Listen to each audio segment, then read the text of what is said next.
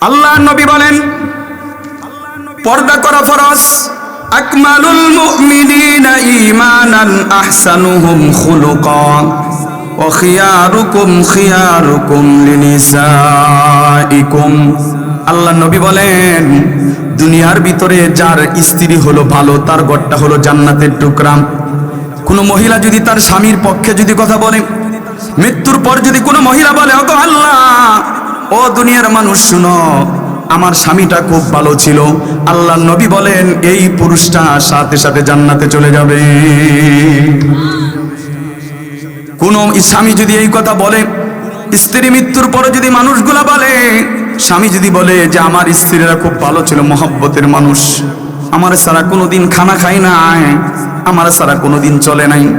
রাত্রের বেলা যখন আপনি এই যে 12টা-1টা বাজে যখন বাড়িতে যান, বাড়িতে যাওয়ার পরে দরজাটা খোলার সাথে সাথে আপনি স্ত্রীকে সালাম দিলেন, স্ত্রী সালামের জবাব দিল, আর আপনার হাত থেকে বাজারের ব্যাগটা নিল, বাজারের ব্যাগটা নিয়ে বলতেছে ওগো স্বামী, সারাদিন কত পরিশ্রম করেছেন, মেহনত করেছেন, রাত্রে বাজার থেকে আসছেন, দেন দেন বাজারের ব্যাগটা আমার হাতে দেন।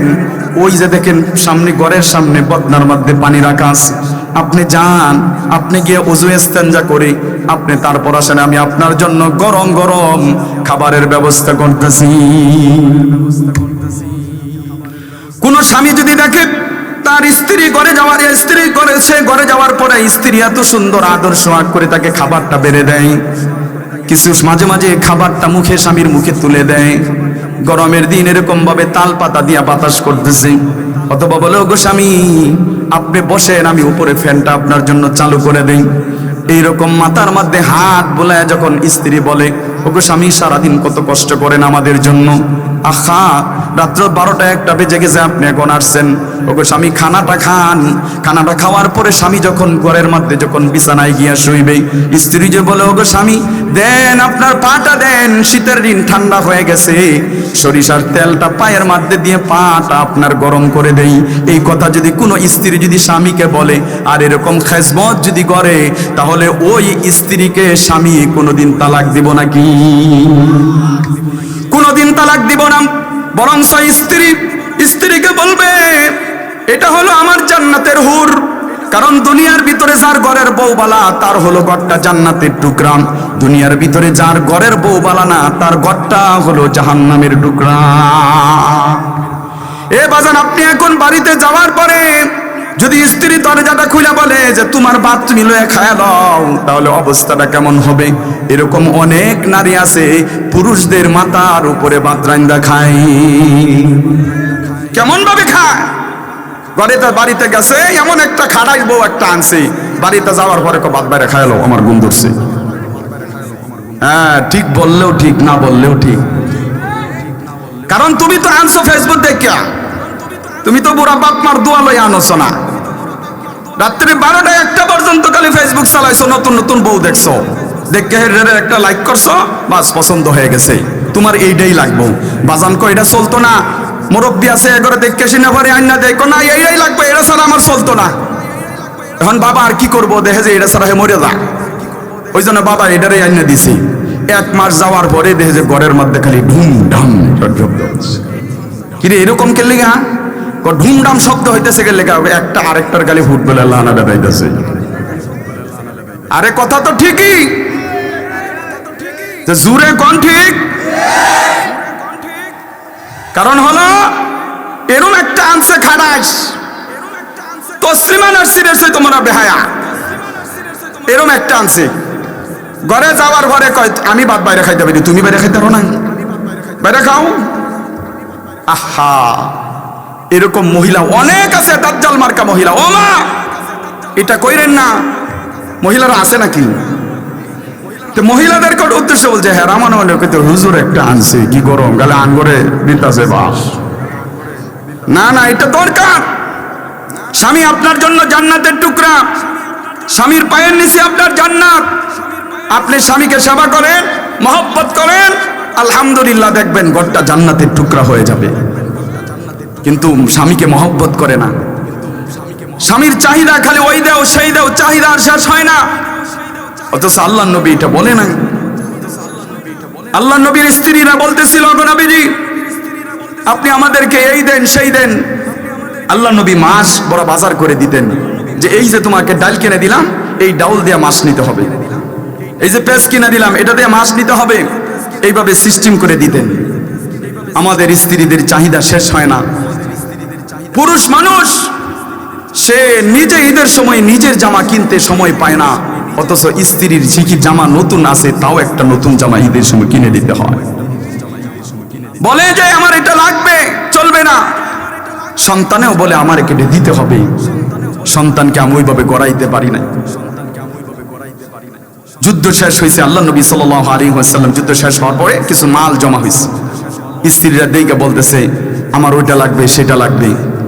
এই মুহূর্তে কোরআনের আয়াত নাজিল হয়ে গেছে।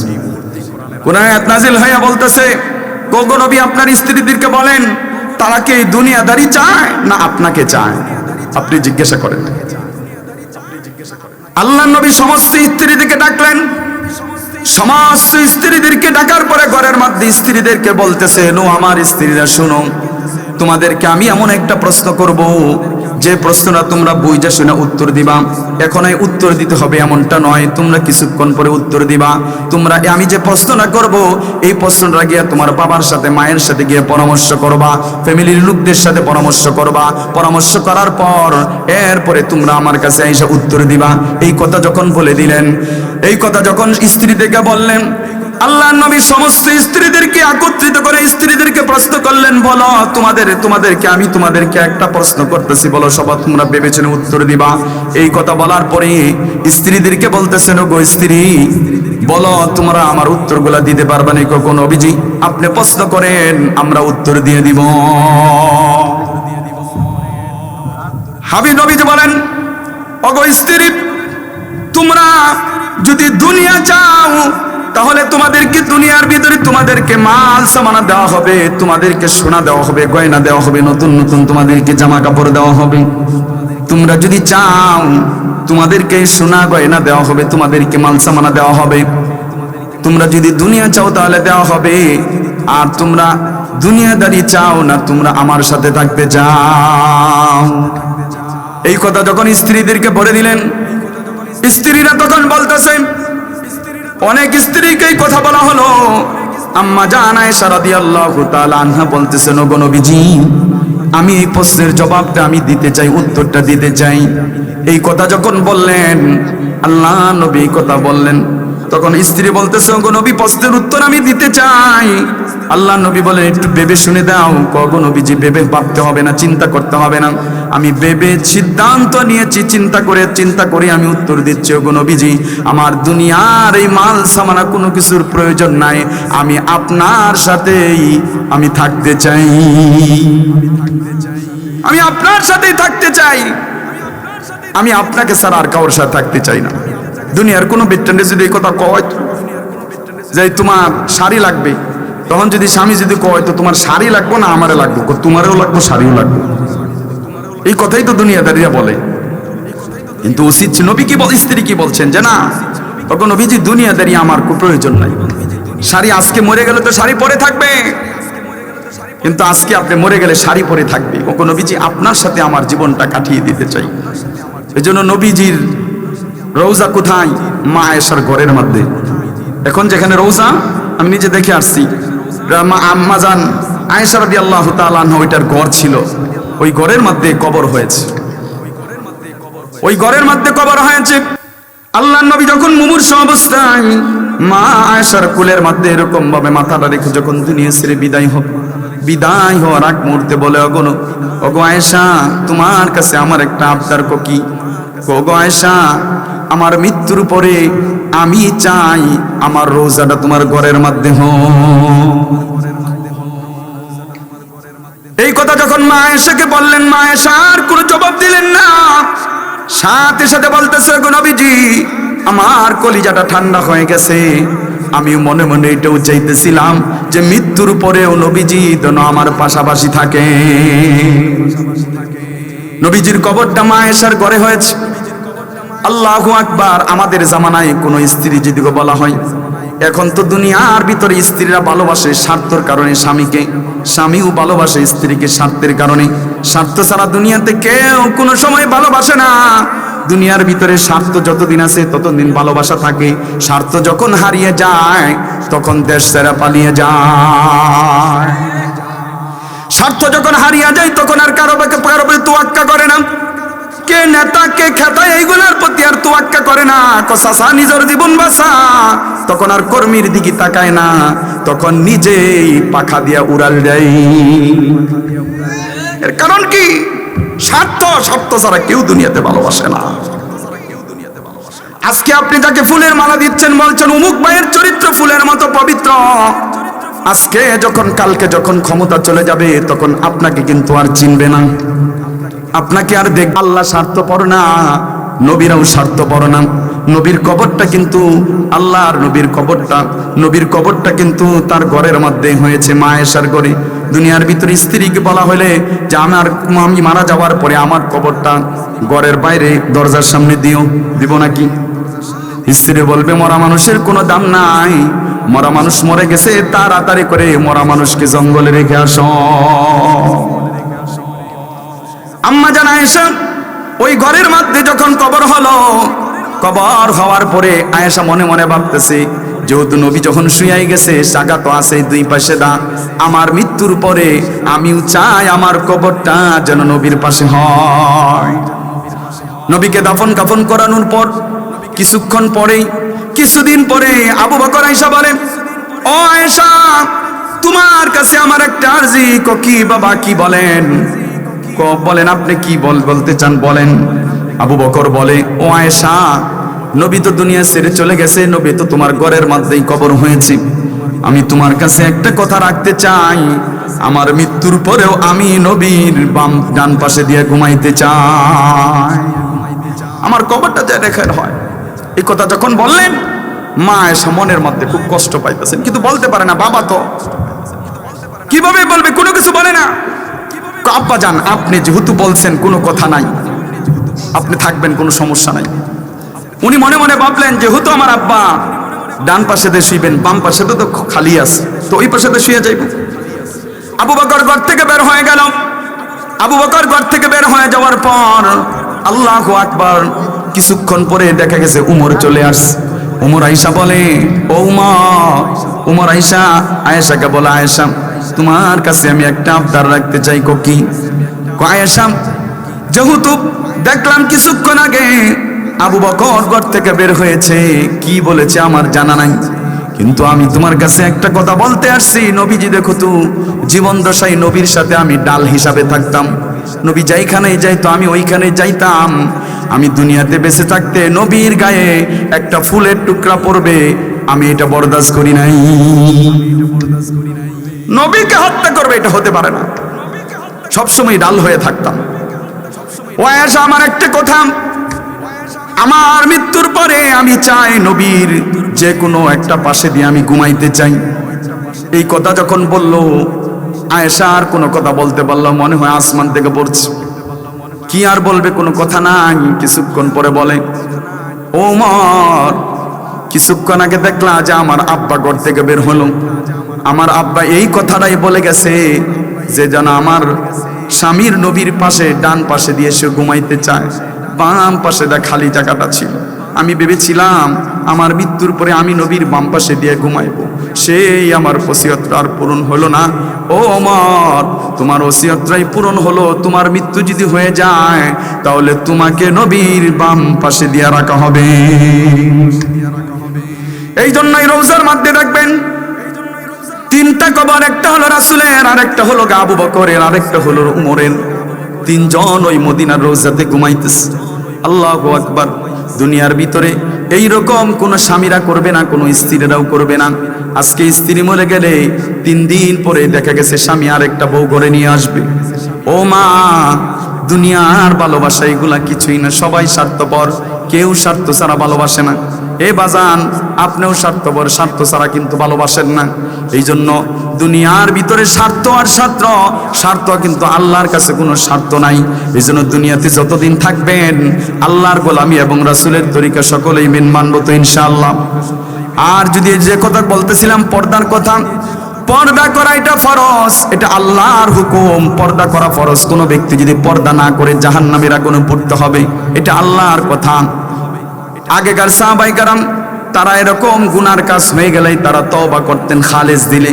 কিন্তু আমাদের জামানায় কত মানুষ গুনাহ করছে কিন্তু তওবা করে না। নামাজ কিন্তু কাজা হয়, যাকাতও কাজা করা যায়, হজও কিন্তু কাজা করা যায়, কিন্তু পর্দাটা এমন একটা বিষয়, এইটা কিন্তু কোনো কাজা নাই। যারা এখানে উপস্থিত আছেন, যদি আপনারা যদি এশারের নামাজ না পড়ে থাকেন, ফজরের নামাজের আগ পর্যন্ত সময় থাকে, আপনারা নামাজ পড়তে পারবেন, ঠিক কিনা? নামাজ পড়তে পারবেন, কিন্তু পর্দা এটা কি কোনো কাজা আছে নাকি যে পরে করে নিমু? এইটা কিন্তু চলবে না। আপনি সাবালক হয়ে গেছেন, মেয়েটা সাবালিকা হয়ে গেছে, পর্দা আপনার উপর ফরজ হয়ে গেছে, পর্দা আপনাকে করতেই হবে। হাদিসের ভিতরে এমন আছে, এই যে আমরা অনেক সময় পালক বাচ্চা আনি, এই যে পালক বাচ্চাকে যদি আমার মার দুধ যদি পালক মেয়ে যদি না খায়, তাহলে এই মেয়ের সাথে আমার জন্য পর্দা করা ফরজ। আমার তো পালক বোন, সমস্যা কি? না না না, পালক বোন তো তোমার মায়ের দুধ খায় নাই, তোমার জন্য বিয়ে করা তার জন্য তোমার জন্য হালাল। এই মেয়েটা উপযুক্ত হয়ে যাওয়ার সাথে সাথে এই ছেলে এবং মেয়ে দুজনের উপর পর্দা করা ফরজ। কিন্তু অনেকে এটা মানতে চায় না। পর্দা করতেই হবে, পর্দা করা ফরজ। পর্দা না করলে জাহান্নামের আগুনে পুড়তে হবে। সাহাবায়ে কেরামরা জিনা করে না। এই কোরআনের ভিতরে আছে, কোনো ব্যক্তি যদি জিনা করে, কোনো বিবাহিত ছেলে এবং কোনো বিবাহিত মেয়ে যদি বিবাহ করে, তাহলে তাকে কি করতে হবে? হাদিসের ভিতরে আছে, তাহলে ওই ছেলে ওই মেয়েকে পাথর মেরে মেরে উভয়কে হত্যা করে দাও। কোরআনের কথা, হত্যা করে দাও, কোনো কথা নাই। যদি ইসলামী হুকুমত কায়েম হয়, এই ব্যবস্থায় কায়েম হবে, ঠিক কিনা? কিন্তু এখন তো টাকা হইলে সব হয়ে যায়। খুন করেছে, কিছুদিন পরে দেখা যায় ওই খুনি দুনিয়ার ভিতরে ঘুরতেছে। কি বাবার ঘুরে কেমনে? টাকা টাকা টাকা দিছে, মামলা ডিসমিস হয়ে গেছে।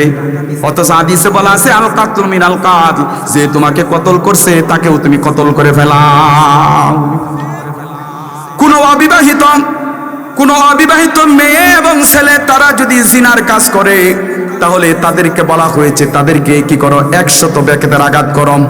যদি 50টা ব্যাকেটের আঘাত করার পরে যদি ওই মেয়েটা মারা যায়, ছেলেটা মারা যায়, তাহলে কবর দিয়া কবরের উপরে আরো 50টা আঘাত করো। যেমন উমরে করেছিল, তার সন্তানকে মদ খাওয়ার কারণে, তার সন্তানকে 100 ব্যাকেটের আঘাত কারণে 40টা দিতেই মারা গেছে। এরপরে কইছে তাকে পানি খাওয়াও, তাকে কি করো? দাফন কাফনের ব্যবস্থা করো, দাফন করো। দাফন করার পরে সবাই বলছে চলে যাও সবাই। উমরে চাবুক নিয়া এমন জোরে জোরে কবরের মধ্যে আঘাত করতেছিল, প্রত্যেকটা আঘাতে কবরের ধুলাবালি করে এরকম বাতাসের তলে উঠতেছিল। সবাই অবাক হয়ে গেছে, উমর তুমি মারো কেন? কবরে আঘাত করো কেন? না না না, কবরে আঘাত করতে হবে কারণ আমার সন্তান মদ খেয়েছে। মদ খাওয়ার পরে বলা আছে তাকে কি করো? দুর্রা মারো, 100 দুর্রা মারো, 100 বেতের আঘাত করো। 50টা দিয়েছি, মারা গেছি, এখন বাকি 50টা কবরের মধ্যে দিতে হবে। আমি যদি বেতের আঘাত যদি না দেই, তাহলে জনগণ কালকা সকালবেলা আলোচনা করবে যে উমরের ফুলা দেখা এই জন্য উমরে ক্ষমা করে দিয়েছে, উমরে ক্ষমা করে দিয়েছে। এই কথা যেন বলতে না পারে, মানুষ যেন বলতে পারে দেখছো মরার পরেও উমরে আল্লাহর হুকুমটা পালন করেছে, বেতের আঘাত দিয়েছে। লম্বা ঘটনা। পর্দা করা ফরজ, পর্দা করতে হবে, না করলে এটা গুনাহ হবে। কিন্তু এটা পর্দা করতে চায় না মেয়েরা, ছেলেরাও চায় না পর্দা করতে।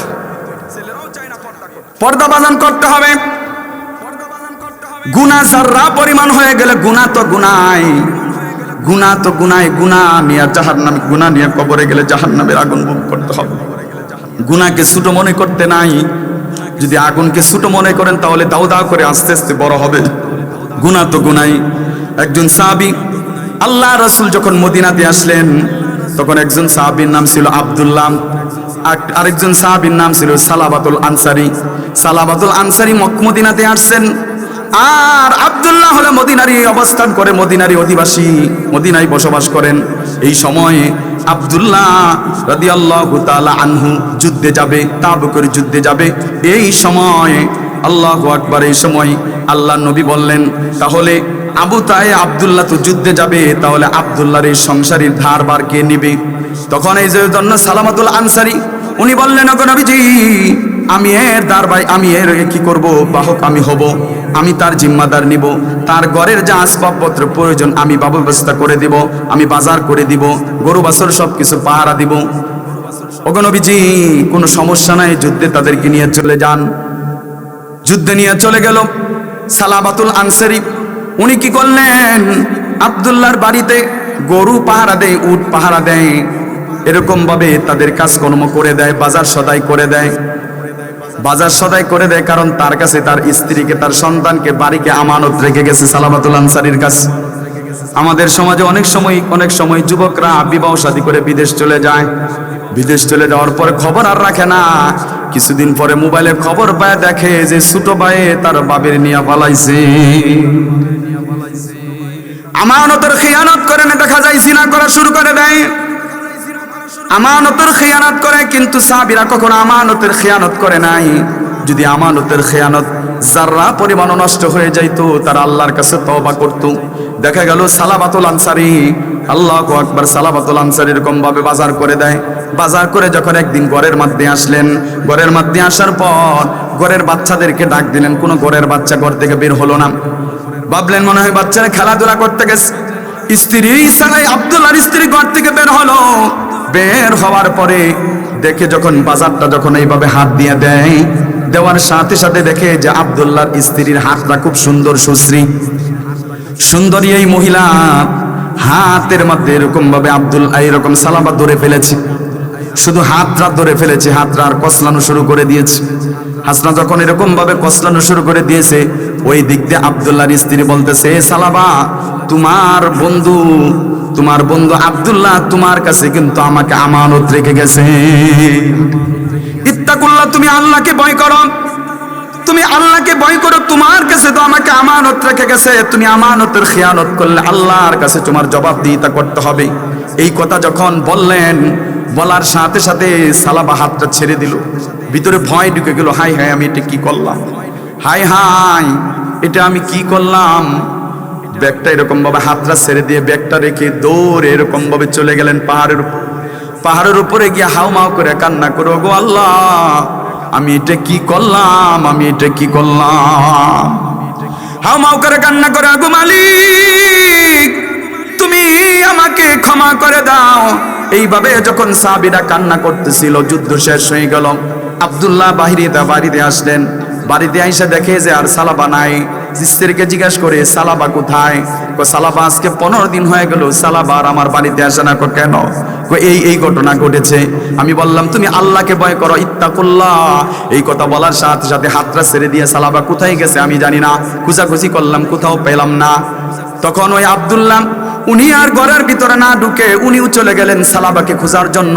খুঁজতে পাহাড়ের উপরে গিয়া পেয়ে গেলেন। পাহাড়ের উপরে গিয়া দেখে যে সালাবা অন্ধকারে বসে বসে, জঙ্গলার মধ্যে বসে বসে বলতেছে, ওগো মালিক, গুনাহ করে ফেলেছি, ক্ষমা করে দাও, আমানতের খেয়ানত করে ফেলেছি, ক্ষমা করে দাও।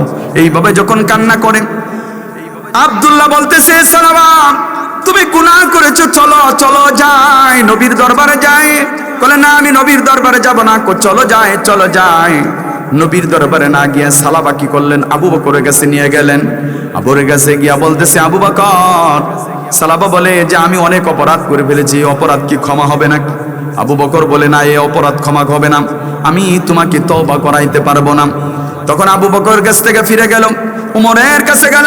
উমরের কাছে গিয়া বলে, উমর, আমি এরকম ভাবে অপরাধ করে ফেলেছি, আমার তওবা কি আল্লাহর কাছে ক্ষমা হবে নাকি? আল্লাহ কি আমাকে ক্ষমা করবে নাকি? উমরে বলতেছে, সালাবা, তোমার কাছে তো আমানত রেখে যাওয়া হয়েছিল, তুমি আমানতের খেয়ানত করেছ, এই গুনাহ মাফ হবে কিনা আমি বলতে পারি না, আমার দরবার থেকে চলে যাও। সালাবা চলে গেল উমরের কাছ থেকে। এরপরে আলীর কাছে গেল, আলী একই কথা। সালমান ফার্সির কাছে গেল, সালমান ফার্সি একই কথা। শেষ নবীর দরবারে গেছে। নবীর দরবারে গিয়া বলে, ওগো নবীজি, আমি এই অপরাধ করেছি, আমার গুনাহ কি ক্ষমা হবে নাকি? নবীজিও বিস্তারিত শুনে নবীজির চোখ দুটা লাল হয়ে গেছে। নবীজি বসার থেকে দাঁড়িয়ে গেছে, কিন্তু নিচের দিকে চোখ, নবীজি আর তাকায় না। তখন সালাবা বুঝতে পারলো নবীজি আমাকে বদদুয়াই দেয়া দেয় নাকি, আমার খুব ভয় হচ্ছে। আল্লাহ নবী চোখটাকে রাঙ্গা করেন, আল্লাহ নবী বলে, সালামা তুমি অপরাধ করেছো, ভুল করেছো, তোমার অপরাধ ক্ষমা হবে না, তুমি চলে যাও, সৌকান দূর হও। এই কথা যখন বললেন, সালাবা দৌড়ে চলে গেলেন। সালাবাতুল আনসারী আবার পাহাড়ের উপরে চলে গেলেন। পাহাড়ের উপরে গিয়া কান্নাকাটি করতেছে, বলে আল্লাহ কত বড় বড় ব্যক্তির কাছে গেলাম, শেষমেশ নবীর কাছে গেলাম, নবী আমাকে ক্ষমা করলো না। ওগো আল্লাহ, তুমি যদি আমাকে ক্ষমা না করো আমি কার দরবারে যাইব? দুনিয়ার সমস্ত দরজা বন্ধ হয়ে যেতে পারে, কিন্তু মালিকের দরবার তো কখনো বন্ধ হয় না। মালিকের দরবারটা শেষ রাত্রে খোলা থাকে। শেষ রাত্রে কোনো ব্যক্তি যদি আল্লাহর দরবারে যদি কখনো যদি কান্নাকাটি করে, তাহলে ওই শেষ রাত্রের দোয়াটা আল্লাহর দরবারে তাড়াতাড়ি কাজে লেগে যায়। শেষ রাত্রের দোয়া আল্লাহর দরবারে কবুল হয়। নবীজিকে ডাকছিলেন, হে নবীজি, ইয়া আইয়ুহাল মুযাম্মিল কুমিল লাইলা ইল্লা কালিলা, হে নবী উঠেন, আপনি রাতে উঠে নামাজ পড়েন। এই যে এখন রাত 12টা বেজে গেছে, 12টার উপরে বাজে, 12:15। এখনো আপনি বাড়িতে গিয়া 2 রাকাত তাহাজ্জুদ নামাজ পড়ে যদি ঘুমান, সকালবেলা ফজরের নামাজের আগে দেখবেন উঠতে পারবেন। যা চাইবেন শেষ করে দিবেন। এরপরে কথা হলো, এরপরে কান্না করতেছে, হাউমাউ করে কান্না করতেছে। সালাবা খুব কান্না করতেছে, আল্লাহ আপনি আমাকে ক্ষমা করে দেন, আপনার দরবারে তো ক্ষমার, আপনার দরবার তো খোলা, আপনি ক্ষমা করে দেন। হাউমাউ করে কান্না করতেছে। কান্না করতে করতে কয়েকদিন যাবত চলে গেল। যখন 40 দিন পুরা হয়ে গেল, তখন জিবরাইল নবীর কাছে আসছে। নবীর কাছে জিবরাইল আইসা বলে, ওগো নবীজি, আপনি একজন সালাবা নামে একজন ব্যক্তি ছিল, ওই ব্যক্তিকে আপনার কাছে আসছিল নাকি? গোহায় আসছিল। আপনি কি বলেছেন? আমি তাকে তাড়িয়ে দিয়েছি যে তোমার গুনাহ ক্ষমা হবে না। ওগো নবী, বলেন তো দেখি, আসমান বড় বেশি না আল্লাহর দয়া বড় বেশি? আল্লাহর দয়া বড় বেশি। জমিন বেশি দয়ার না আল্লাহ বেশি দয়া? জমিনের চাইতে তো আল্লাহ এত দয়াবান বেশি। আরশের দাম বেশি না আল্লাহর মায়া বেশি? আল্লাহর মায়াই তো বেশি। বারবার এই কথাগুলা বলতেছিলেন, আর আল্লাহ নবী উত্তর দিতেছেন শুধু আল্লাহর দয়া বেশি, আল্লাহর মায়া বেশি, আল্লাহর দয়া বেশি, আল্লাহর মায়া বেশি। ওগো নবীজি, সালাবা এরকম ভাবে কয়েকজন ব্যক্তির কাছে গেল, আবু বকর, উমর, উসমান, আলী, সালমান, সবার কাছে গেল, সবাই ফিরিয়ে দিয়েছে। আপনার দরবারে আসছে, আপনিও ফিরিয়ে দিয়েছেন। ওগো নবীজি, এই যে আপনি ফিরিয়ে দিয়েছেন, ফিরিয়ে দেওয়ার পরে সালাবা উপরে চলে গেল, এমন কান্না করতেছে, এমন কান্না করছে, ওই কান্নাটা আল্লাহর কাছে এত প্রিয় হয়েছে, আল্লাহ তাআলা ওই সালাবাকে তার সমস্ত গুনাহ ক্ষমা করে দিয়েছে। সমস্ত গুনাহ ক্ষমা করে দিয়েছে সালাবা। এই কথা যখন বললেন, নবীজিও খুশি হয়ে গেলেন, কারণ নবীজি তো ক্ষমা করার মালিক না। ক্ষমা করার মালিক কে? আল্লাহ। অপরাধ করছো, ক্ষমা চাও, আল্লাহ ক্ষমা করে দিবে। আল্লাহর তো ক্ষমা, আল্লাহর তো রহমতের দোয়ার অনেক বড়, কিন্তু আল্লাহর কাছে তো আমরা ক্ষমা চাই না। মুসিবত আসছে আল্লাহর কাছে আগে বলা। সন্তান অসুস্থ হয়েছে, আমরা দৌড়ে ডাক্তারের কাছে যাই, কিন্তু না, আগে উচিত 2 রাকাত নামাজ পড়ে, নামাজ পড়ে আল্লাহর কাছে বলেন, আল্লাহ সন্তানটা অসুস্থ, কলিজার টুকরাটা অসুস্থ, আপনি সুস্থ করে দেন। দুয়ার পরে দেখবেন সন্তান সুস্থ হয়ে গেছে। হচ্ছে না, সাদকা করেন কিছু। 3য় নম্বরে যান ডাক্তারের কাছে, কিন্তু আমরা আগেই যাই ডাক্তারের কাছে, দৌড়াই। আমাদের ময়মনসিংহ ব্রাক অফিস, ব্রাক কৃষি যে বিশ্ববিদ্যালয়, এইখানে আমাদের একজন স্যার এখনো আছেন। ওনার সন্তান বাসার 2 তলা থেকে পড়ে গেছে, খবর আসছে, উনি ডিউটি করতেছেন আমার শ্বশুরের সাথে, এখনো আছে উনি। পরে বলতেছিল যে স্যার, আপনার পোলা তো 2 তলা থেকে পড়ে গেছে, আপনি এখনো ডিউটি করতেছেন? আরে ভাই, ডিউটি করবো না? আমি ডিউটিতে আসছি, ডিউটি করবো না? আমি এখন যদি ডিউটি ফালায়া যায়, আমার পোলাকে দেখবার লাগা ডিউটি করবো কেনা? তো উনি কি করলেন? উনি ওযু করলেন, ওযু করে 2 রাকাত নামাজ পড়লেন, নামাজ পড়ে আল্লাহর কাছে দোয়া করলেন। যখন তার ডিউটি শেষ হয়েছে, তখন উনি ডিউটি থেকে বের হইতেছেন।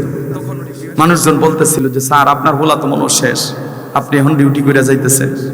দেখো, সন্তান আল্লাহ পাক আমাকে দিছেন, হেফাজতের দায়িত্ব তো আমার না, হেফাজতের দায়িত্ব তো আল্লাহ, হেফাজতের দায়িত্ব আল্লাহ।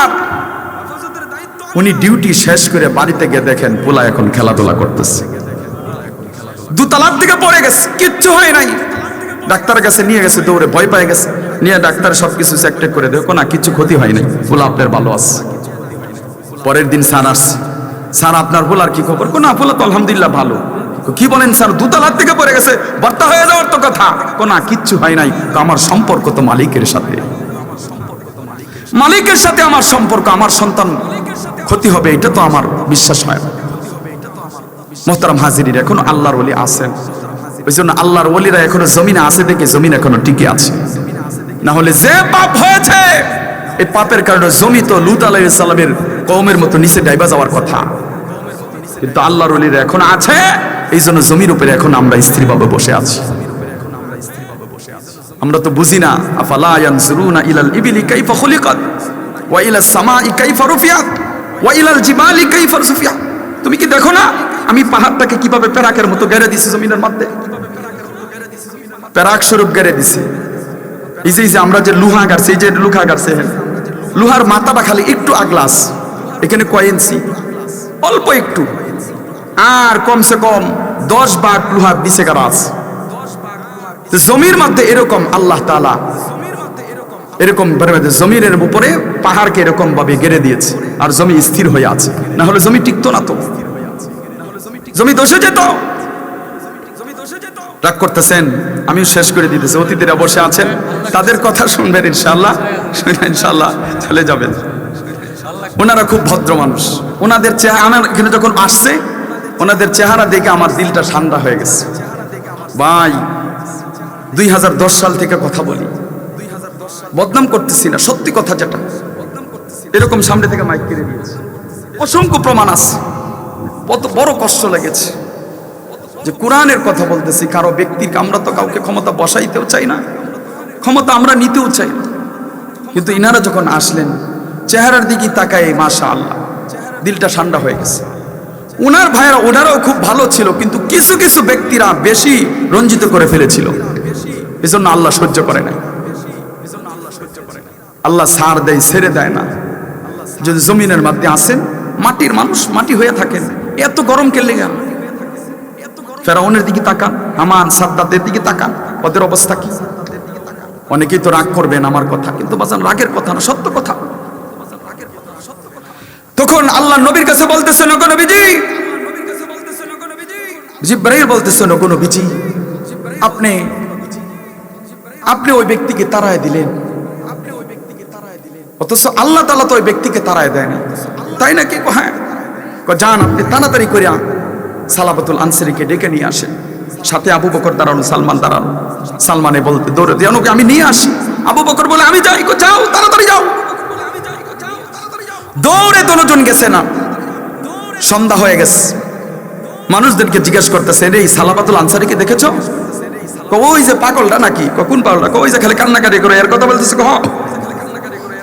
এর কথা বলতেছো? হ্যাঁ।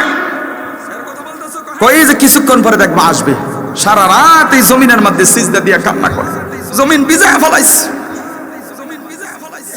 এরপরে সন্ধ্যা যখন হয়ে গেল, দেখলো যে ওই সালাবা আসতেছে। সালাবা আসার পরে দেখে যে আবু বকর এবং সালমান ফার্সির সামনে। কি ব্যাপার সালমান, তোমরা কেন?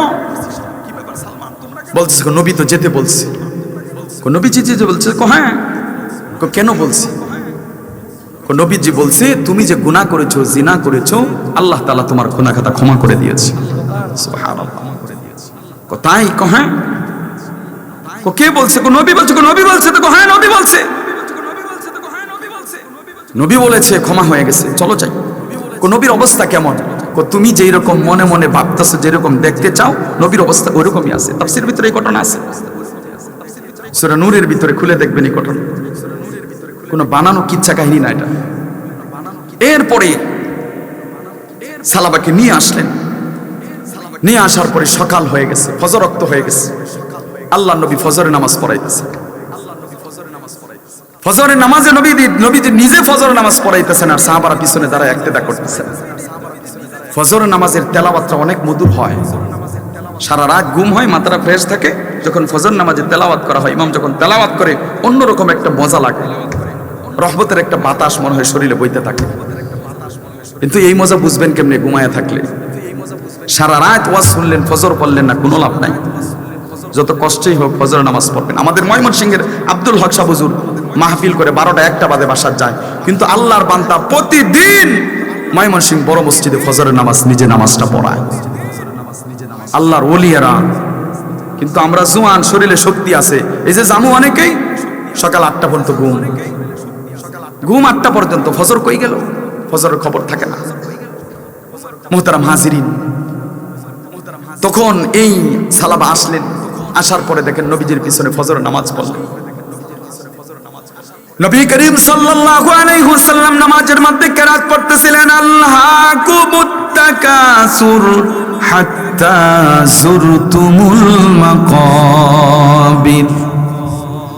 আল্লাহাকুমুত তাকাসুর আয়াত যখন তেলাওয়াত করলেন, এই আয়াত তেলাওয়াত করার সাথে সাথেই সালাবাতুল আনসারী চিৎকার মেরে উঠলেন, নামাজের মধ্যে জোরে চিৎকার দিয়ে উঠলেন। আল্লাহ নবী দ্বিতীয়বার যখন দ্বিতীয় নম্বর আয়াতটা বললেন, হাত্তা যুরতুমুল মাকাবির, এই আয়াত যখন দ্বিতীয় আয়াত যখন তেলাওয়াত করলেন, সালাবা আরো জোরে চিৎকার মেরেছে। সালাবাতুল আনসারী জোরে আরো চিৎকার মারলো। জোরে চিৎকার দেওয়ার সাথে সাথে দেখলেন জমিনের মধ্যে শুয়ে পড়ছে, জমিনের মধ্যে শোয়া। আল্লাহ নবী নামাজ শেষ করলেন, শেষ করার পরে দেখে সালামা জমিনের মধ্যে শুয়ে আছে। আল্লাহ নবী নিজে আসলেন, আয়েশা দেখেন যে সালাবা এরকম ভাবে শুয়ে আছে। বললেন যে সালাবা মনে হয় বেহুশ হয়ে গেছে। বললে পানি মারো, চোখের মধ্যে পানি দিলেন, দেনে সালাবা উঠে না, হাত দিয়ে ধাক্কা দেয়, দেখে যে সালাবা দেখে না। আল্লাহ নবী নিজে 2টা হাত আঙ্গুল নাকের কাছে নিয়ে দেখলেন যে সালাবা আর দুনিয়াতে নাই, জান্নাতে চলে গেছে। সুবহানাল্লাহ, জান্নাতে চলে গেছে। আল্লাহ নবীর চোখ দিয়ে এরকম ভাবে পানি বাওয়া শুরু হয়ে গেছে, চোখ দিয়ে টপ টপ করে পানি পড়তেছে। সাহাবারা দেখে বলল, নবীজি কান্না করেন কেন? আমার সালাবা দুনিয়াতে নাই, কারণ সালাবাকে আমি তাড়িয়ে দিয়েছিলাম, সাহাবারা তোমরাও তাড়িয়ে দিয়েছিলা। আমার সালাবার সাথে আমি শেষ কথাটাও বলতে পারি নাই। স্বয়ং সালাবার প্রতি আল্লাহ এত খুশি হয়েছে, আল্লাহ স্বয়ং নিজেই ঘোষণা দিয়েছে, ওগো নবীজি আমি সালাবাকে ক্ষমা করে দিয়েছি। সালাবার মর্যাদা কত, আমি ফিরাই দিয়েছি। আল্লাহ নবী সাহাবাদেরকে বললেন, তাড়াতাড়ি করে তোমরা সালাবার দাফন কাফনের ব্যবস্থা করো। সবাই মিলে যখন সালাবাকে গাও গোসল দিয়ে কাফনের কাপড়টা পরায়া যখন জানাজার নামাজের জন্য যখন জমিনের উপরে রাখলেন, আল্লাহ নবী আর জমিনের মধ্যে পা এভাবে রাখে না, পা এরকম ভাবে আলগি দিয়ে আটে, সামনের আঙ্গুলের উপর ভর করে আঠে, পুরানা পা জমিনের উপরে ফালায় না। সাহাবারা কিছু ওই সময় জিজ্ঞাসা করলো না। জানাজা হলো, জানাজা হওয়ার পরে আল্লাহ নবী নিজে কবরের পাশে গিয়া বললেন, সালাবাকে তোমরা কবরের মধ্যে নামাও। আল্লাহ নবী নিজে কবরের মধ্যে নামাইলেন সালাবাকে। নামায়া দফ রাখার পরে, বাঁশ দেওয়ার পরে, মাটি দেওয়ার পরে সাহাবাদেরকে জিজ্ঞাসা করতো, সাহাবারা তোমরা আমাকে দেখছিলা আমি আঙ্গুলের উপর বর দিয়ে হাঁটতেছিলাম, কেন জানো নাকি? গো নবীজি এটা তো আল্লাহ এবং তার রাসূল ভালো জানেন, আমরা তো আর জানি না। কগো নবীজি আমরা তো জানি না, আপনি জানেন। আল্লাহ নবী বলে, সাহাবারা শুনো, আমি যে জমিনের উপরে হাঁটতেছিলাম এর কারণটা হলো, আমি যখন জমিনের মধ্যে হাঁটতেছিলাম আমি দেখতেছিলাম আকাশের লক্ষ লক্ষ ফেরেশতারা জমিনের মধ্যে সালাবার জানাজা পড়ার জন্য হাজির হয়েছে। আল্লাহু আকবার। সালাবা এরকম ভাবে হাজির হয়ে গেছে, সালাবার জানাজা পড়ার জন্য লক্ষ লক্ষ সাসা এরকম ভাবে লক্ষ লক্ষ ফেরেশতারা উপস্থিত হয়ে গেছে। এই জন্য আমি জমিনে কোথায় পা রাখবো, যেখানে পা রাখতে যাই ওইখানেই দেখি ফেরেশতারা বসে আছে, আমি আর পা কোথাও রাখতে পারি না। তাহলে দেখেন, একটু চিন্তা করে দেখেন, জিনা করে নাই, শুধু হাতে ধরছিল, এতটুকু জিনা করেছে। আপনি হাত দিয়ে ধরছেন, হাতের জিনা, চোখ দিয়ে দেখছেন, চোখের জিনা, জবান দিয়ে কল্পনা করছেন, জবানের গুনাহ হচ্ছে, জবান দিয়ে কথা বলছেন হেলো, এটা জবানের গুনাহ হচ্ছে। মন দিয়ে পরিকল্পনা করতেছেন, মনের জিনা হচ্ছে। পা দিয়ে হেঁটে যাচ্ছেন, পায়ের জিনা হচ্ছে। খালি নফসের জিনাই জিনা না, আপনার অঙ্গ প্রত্যঙ্গ, চক্ষু সবকিছুই জিনা হয়।